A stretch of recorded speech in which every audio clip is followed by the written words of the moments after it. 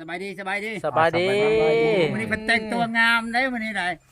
เป็นใจ บ่ เสื้องาม เหี่ยว ได้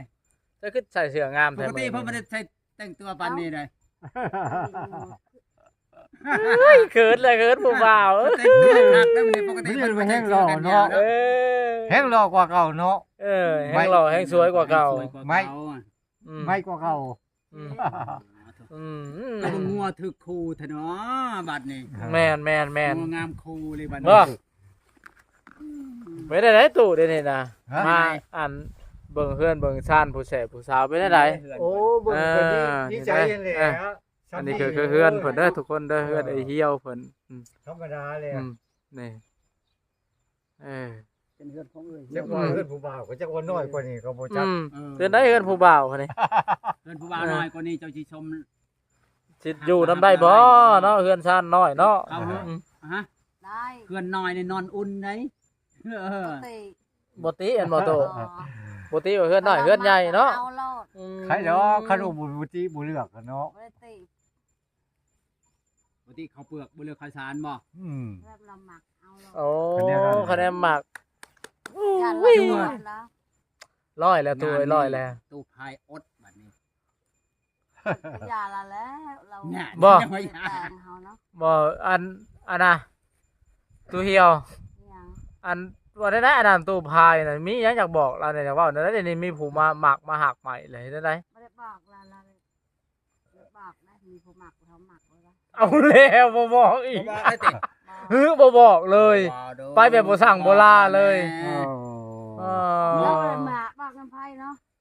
อืม ก็บอกสั่งความนะจุมเฮาก็จะบอกให้เนาะ อืม บอกละโลดคอยมีแฟนใหม่แล้วมี เอาแล้ว บอกเลยว่า บอกโลด โอ้ เรามั่นใจบ่ เราเอาเท่านั้นบ่ คอยไปได้หมักแล้วนะ เอาแล้ว เรา ว่าเป็นแนวนี้ เรา อะดิ แต่งเขาเนาะถ้าเราหมักแล้วก็มาขอมาแต่งที่เราสัญญาลายเถื่อแล้ว ถือว่าผิดสัญญาเนาะ มีแฟนใหม่แล้ววะโอ้ ก็มีแฟนใหม่แล้ และ ว บัดนี้เจ้า โอ้ย เจ้ามีสิทธิ์เลือกแม่นบ่บัดนี้ฮะ แม่น มันอยู่ในผู้หญิงนี่เนาะ อืม เขาหมักอะไรก็หาเอาคนนั้น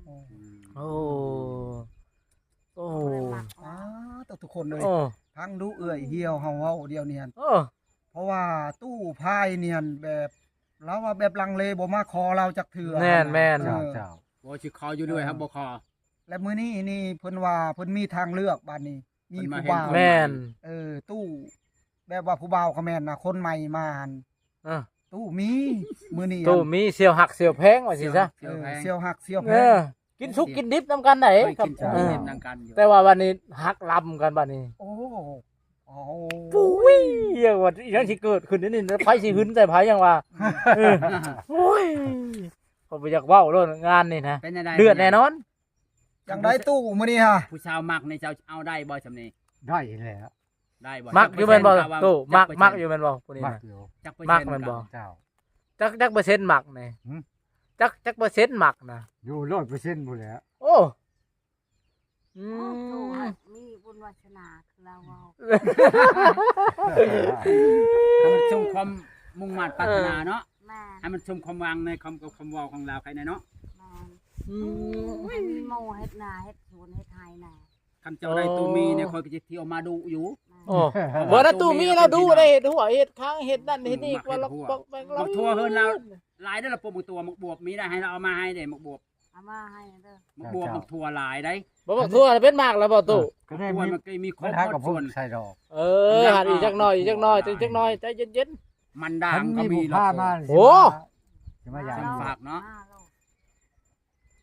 ๆบ่ตู้สิเที่ยวมาดูอยู่บ่บัดนี้นะ หลายได้ มา สิเที่ยวมาหาดูอยู่บ่ คันมีผู้พามาดูแล้ว อืม ที่นี่แล้วว่าผู้พามาเนาะ เขาว่าลูกหลานพามาแล้วแม่นมาทุกมื้อก็ยังได้แม่นบ่ มาจอบอยู่เลยแล้วตู้พายเอาไปนี่ไม่ซอย อ้าวคอยรถย่านนี่แหละจันจูตู้พายซิง ไปบ่ ก่อน ได้หรอกค่ะบ่ได้หมักแล้ว นั่นแหละ เอาเลย จะมั่นใจว่าบ่มักเรา มั่นใจ เอาเลย บ่มัก อันนี้แล้วเขาเอิ้นนั่นพ่อใหม่มักหน้าลืมสู่เก่าลัง คอยเนาะ อืม คันเรามาแต่งคอยเราเว้าคือหมดทุกอย่างทุกแนวหากเราบ่ได้บ่เฮ็ดเงินบ่เฮ็ดคำเรามาแต่งมาเว้าแต่ปากหั่นบ่ โอ้ เอาแล้วยังหาเงินบ่ได้เด้ เรายังหาเงินบ่ได้เด้ตู้ ปีใดสิ แล้ว ได้ หาเก็บอยู่เรื่อยๆเดี๋ยวนี้หัน เออ จะโห เรา ว่า เก็บ เงินเรา เท่า บ่ ละ มีเงิน 20,000 30,000เราเก็บเก็บกุ้งเก็บชิว เออ คันมาบัดนี้คันเว้าคือเก่าเฮาก็ตัดปุดแล้วแหละ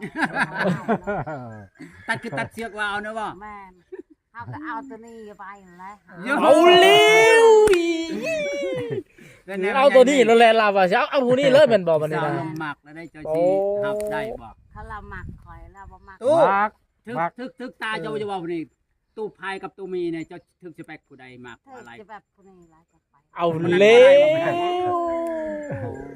แสดงว่ามาแห้งเนาะ มีสิทธิ์แล้วตู้มี ตู้เอาดิโหดแล้วตู้ดิโหดแล้วตู้ได้ มาบัด เรื่อย เดียวผู้เจ้าคิดเลย เออ แสดง ไป ว่า แต่เฮิงจะบ่ได้อยู่บัดนี้ได้กอดนอนหนาวเลยบ่จัก เจ้า โอ้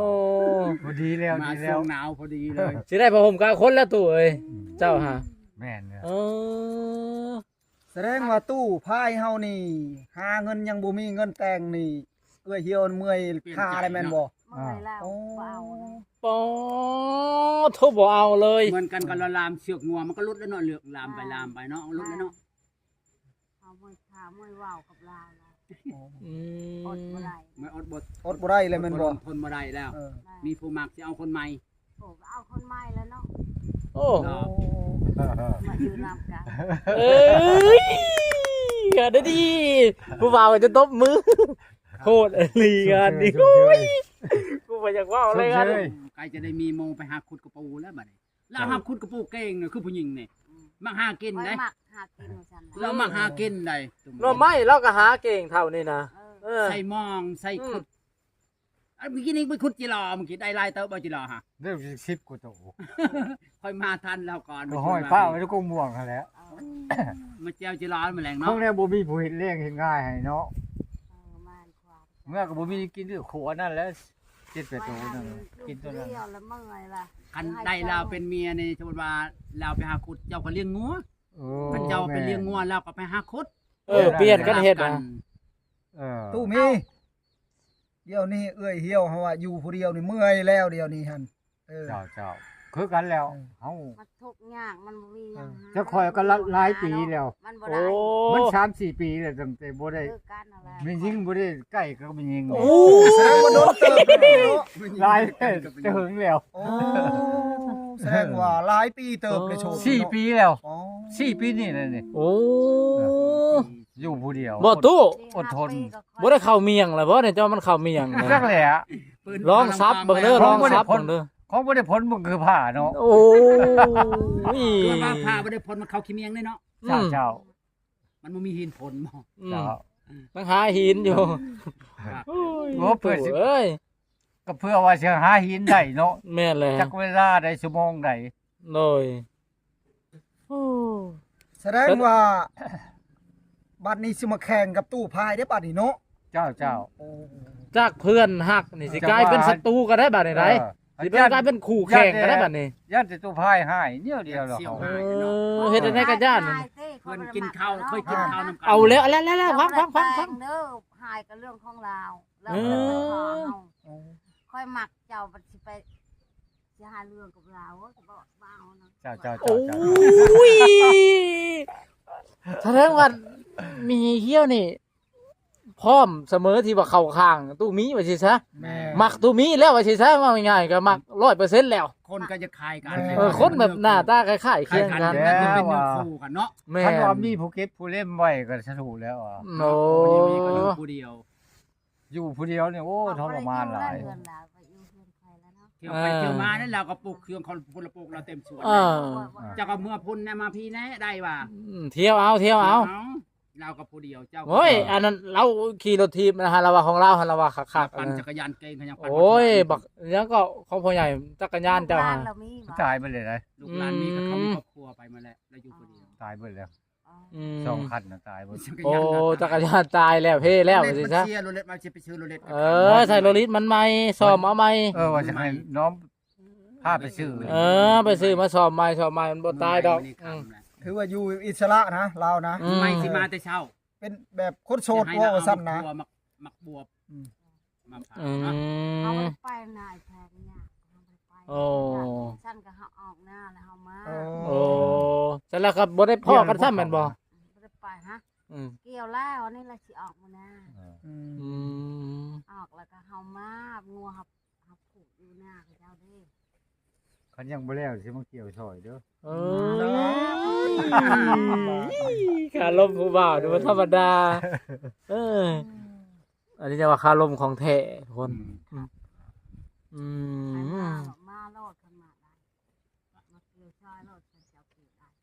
ส่วนเวลาจะ อ มา ยากปิ้งบ่น้ำนะน้ำเพียงนี้ได้ โอ้ยเราบ่ยันปีเราเคยหากินเจ้ายัน บ่ย่านปิ้งบ่ผู้สาวถาม คอยนะ เออ บ่ได้ญาติจังดีปีงนะ โอ้ได้เราบ่ย่าน ยันแต่บ่มีปีงครบบ่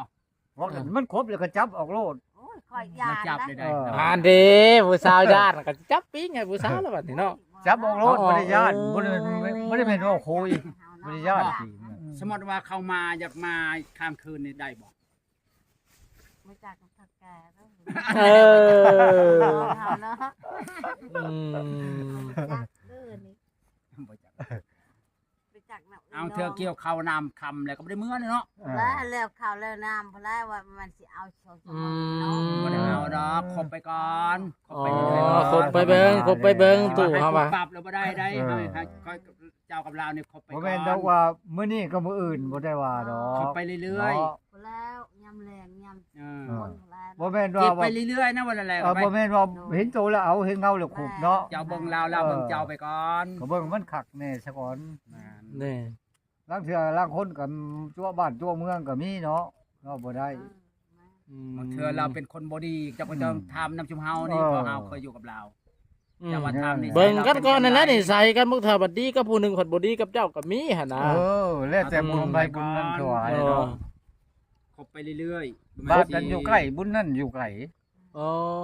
นั่นแหละคนเฮา บาปนี่อยู่ใกล้มันบ่พ่อใหญ่ คักปานหยัง อืม บ้านจะอยู่ใส่ไก่บ้านจะนะ อืม บ้านใหญ่บ้านใดเจ้าบ้านใดล่ะวะ อืม บอกอีนี่ล่ะบ้านนุ่งน้อยล่ะวะ จัก เขาบอกบ้านไก่ จักเบิ่งบ่เดียวค่อยก็คันว่าคันบ่เชื่อ คนยัง โอ้